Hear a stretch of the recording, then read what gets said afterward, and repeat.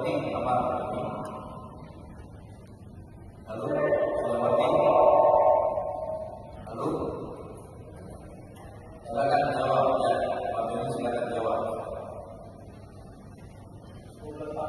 Ya, pertanyaan seperti itu dibacakan oleh penuntut umum. Silakan sampaikan.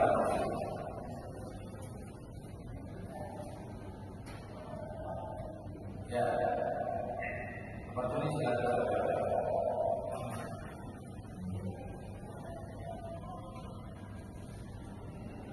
Ya, pertama kita terkejut lah ya. Barang buktinya kan cuma 2,5 gram sabu, 0,5 ganja. Nah, tuntutannya seperti bandar besar gitu loh. Jadi ada suatu keanehan menurut kami kan.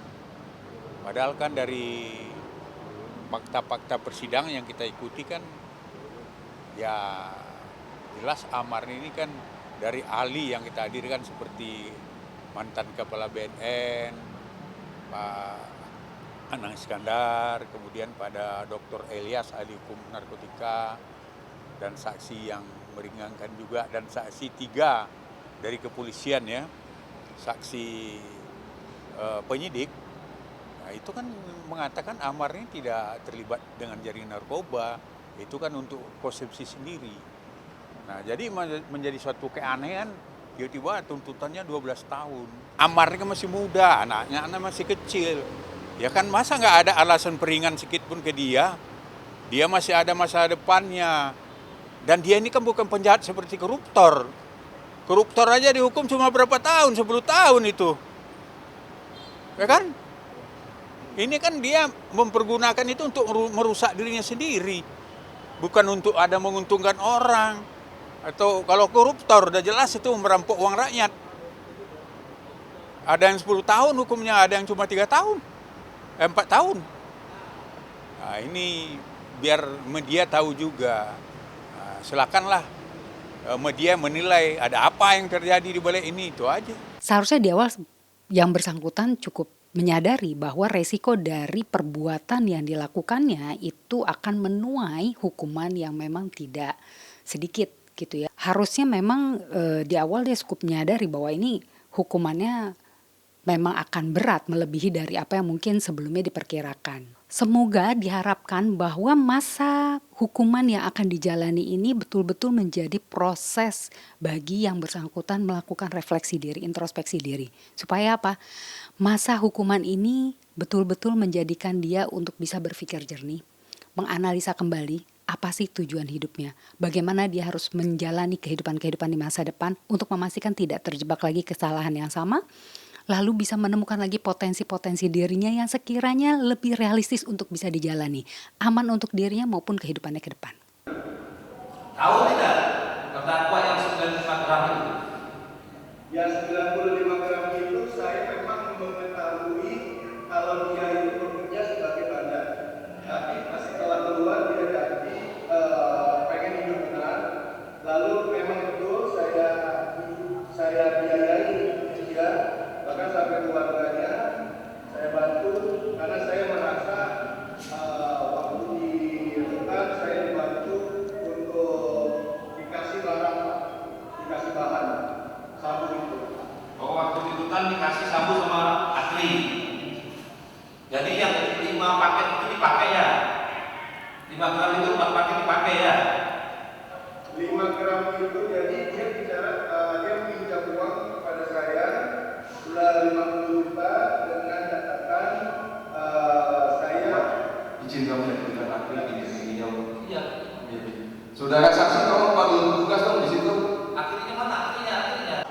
Berdasarkan fakta hukum selama persidangan, sesuai keterangan saksi yang kemarin, alat bukti, ya toh, kan dia menjelaskan bahwa telah mentransfer sejumlah uang senilai, kalau nggak salah ingat saya ya, itu kan keterangan 2 minggu yang lalu, ada 12 juta, ada 5 juta, dan ada 5 juta lagi cash. Yang transfer, bukti transfernya ada di percakapan WhatsApp antara Amar Zoni dan Akri Hohakai. Dan WhatsApp itu sudah kami perlihatkan di persidangan. Kami ya mulai menengok juga keanehan satu. Kita dalam persidangan sudah mengajukan asesmen TAT dan medis ke majelis hakim, itu sudah dikabulkan. Sampai saat sekarang ya tidak dilaksanakan oleh JPU. Padahal itu kan penetapan hakim itu harus dipatuhi karena eksekutornya kan adalah jaksa.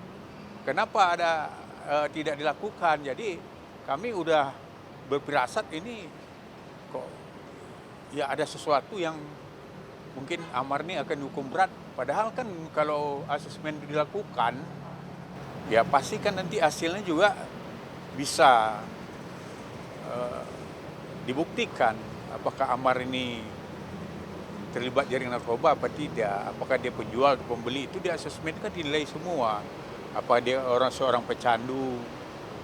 Nah, jadi ya itu yang kita pertanyakan juga, ada apa kok asesmen sampai sekarang tidak lakukan, seolah jaksa, padahal kita udah berkoordinasi, kita udah datang BNN, memang hasil dari BNN itu kan Amar ini memang layak di asesmen TAT dan medis. Nah, dan hakim juga kan penetapan. Nah, itu yang saya sangat menyesal gitu loh. Ada apa di balik ini gitu loh. Ya pendapat saya kan pertimbangan yang meringan itu kan nggak ada. Dan kemudian untuk dia seorang pecandu itu kan juga tidak ada komedir di situ. Seolah-olah dia kan, yang lucunya lagi bandarnya yang udah jelas itu Akri dihukumnya cuma 10 tahun. Itu kan saksi yang tidak layak dipertimbangkan karena dia sama-sama terdakwa loh. Kan lucu kan, pelaku utamanya di sini dihukum ringan. Saya orang yang dititipkan dana untuk mentransfer begitu. Jadi tidak ada yang menafkahi ya. Dari Amar, sama kayak titipkan ke saya, kadang titipkan ke Arman gitu kan. Hanya untuk sebatas meminta tolong untuk diserahkan, kira-kira seperti itu.